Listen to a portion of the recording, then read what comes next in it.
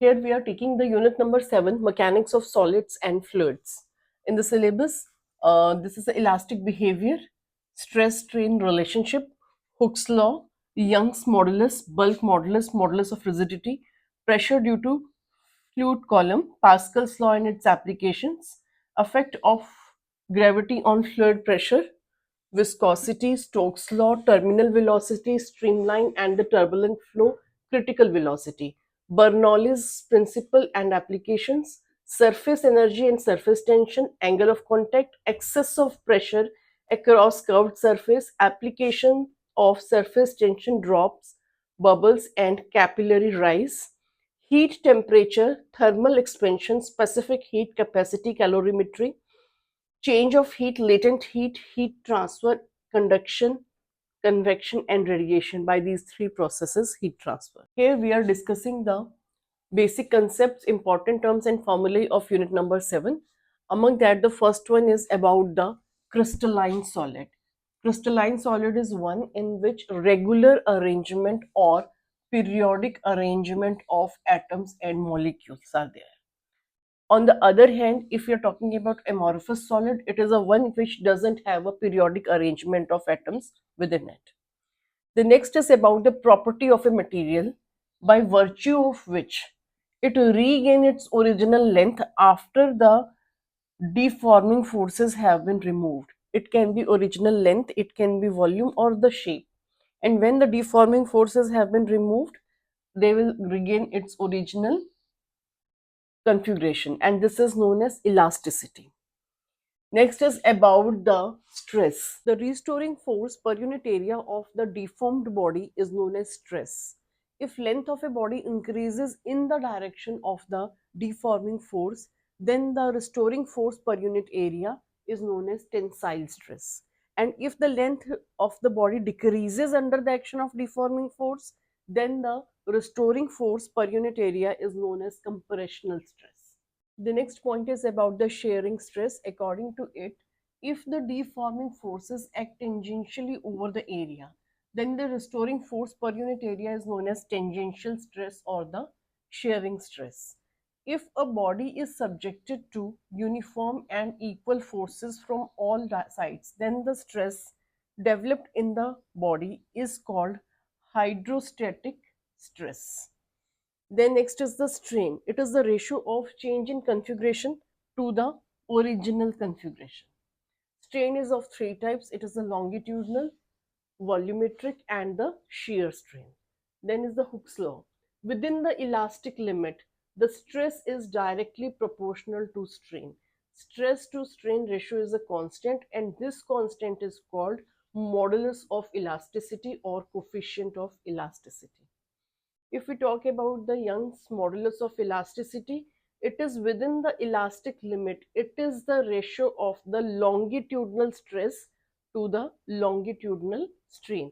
If the ratio of this stress and strain we are taking of that longitudinal, then this constant is called the Young's modulus of elasticity. Next, we are talking about the bulk modulus of elasticity. Within the elastic limit, it is the ratio of normal stress to the volumetric strain, and it is denoted by capital K. The modulus of rigidity, it is the ratio of tangential stress to the shear strain. It is denoted by neta. Next is the Poisson ratio. It is the ratio of lateral strain to the longitudinal strain, and it is denoted by sigma. Now, the next is the relation between Y, Young's modulus of elasticity, K, bulk modulus of elasticity, neta, modulus of rigidity, and sigma, Poisson's ratio. Sigma is equal to Y upon 2 neta minus 1. This is one of the relation. Another is Y is equal to 3 times K in bracket 1 minus 2 sigma. Another is 9 by Y is equal to 3 by neta plus 1 by K. Another is sigma is equal to 3K minus 2 neta divided by 2 neta plus 6K.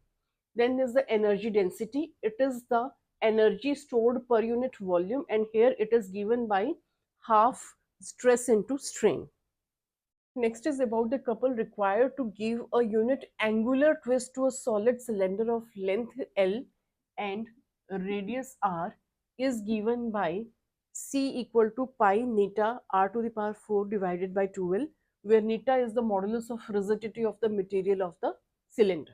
The first question on the mechanical property of solids is the maximum elongation of a steel wire of 1 meter length if the elastic limit of steel and its Young's modulus respectively are 8 into 10 power 8 Newton per meter square and 2 into 10 power 17 Newton per meter square is, and the four options have been given. This question has come in the NEET 2024 and it is on the page number 168 of new NCRT. To solve the question, let us write down the things that have been given. The maximum elongation of a steel wire of 1 meter length means length is being given 1 meter.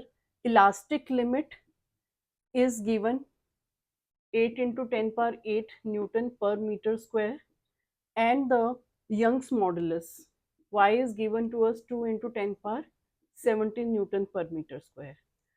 We are supposed to find out the maximum elongation of a steel wire, means delta L is to be calculated. Now relate these things that have been given to us. The Young's modulus of elasticity is given by force per unit area to the ratio of change in length to the original length. So this value comes out F by A delta L L.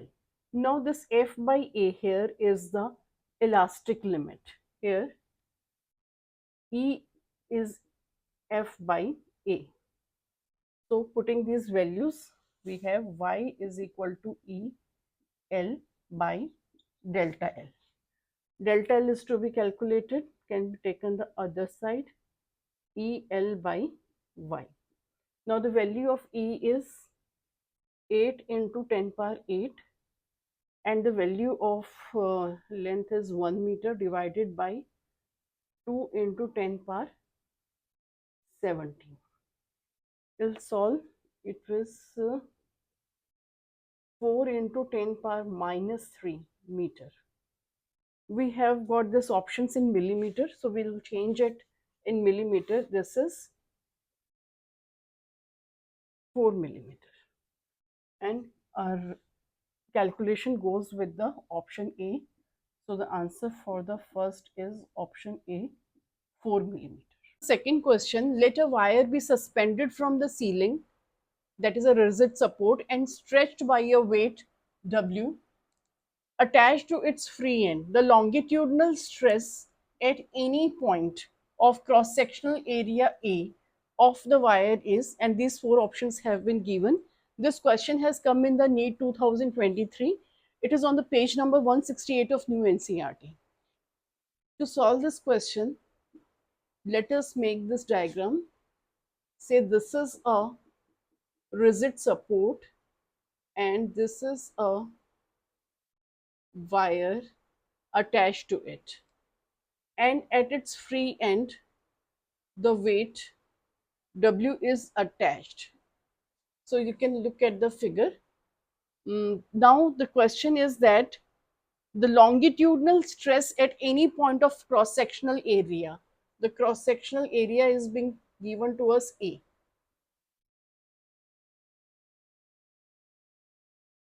See, the stress is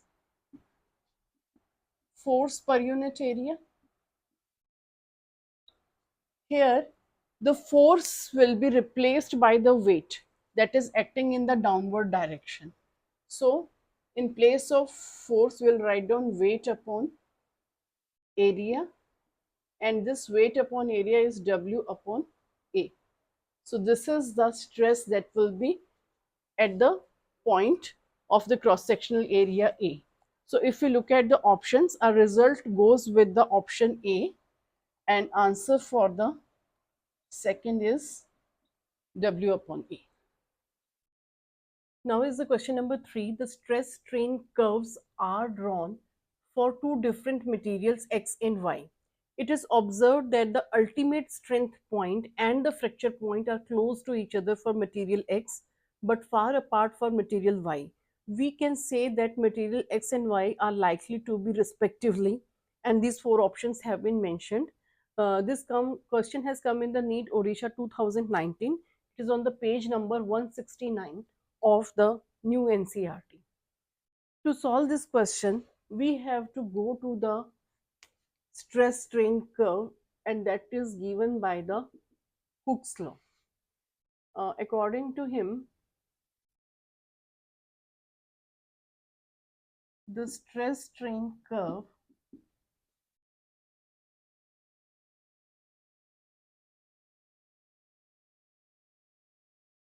point P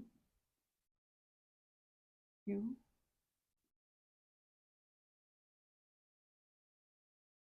according to him, this OP point is the elastic range. This PQ, this is partly elastic and partly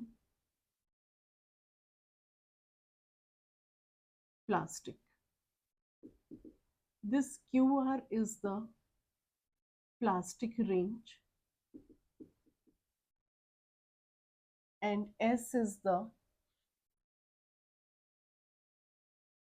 fracture or the break point. In this case, OA is the permanent set. So if we look at the curve of the stress and strain, we can find out in the elastic range, as the stress is applied, the strain continues to be in the proportional movement. At this point PQ, there is a change. There is the value of the stress as it is being elongated. It is no longer proportional to the strain, and here the elastic behavior comes into account. Now, if we are talking about a material, it is, if it is having the more plastic range before the fracture point, then it has got the property that it can be drawn into the wires. It is a ductile. And if this plastic range is small, that is the distance between the point Q and this fracture point is very small, then it means that application of even very small stress, the material will get break up. That is the brittle nature is of that material. So we can answer this question. First we write down the concept. According to the stress strain curve,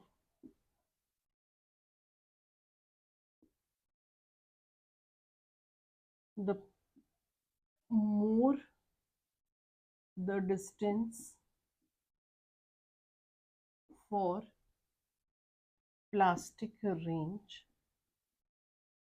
or more the distance between Q and S, it is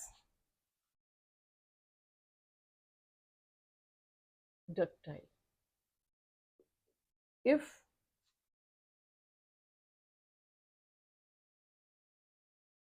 distance between Q and S is less, then the material is brittle.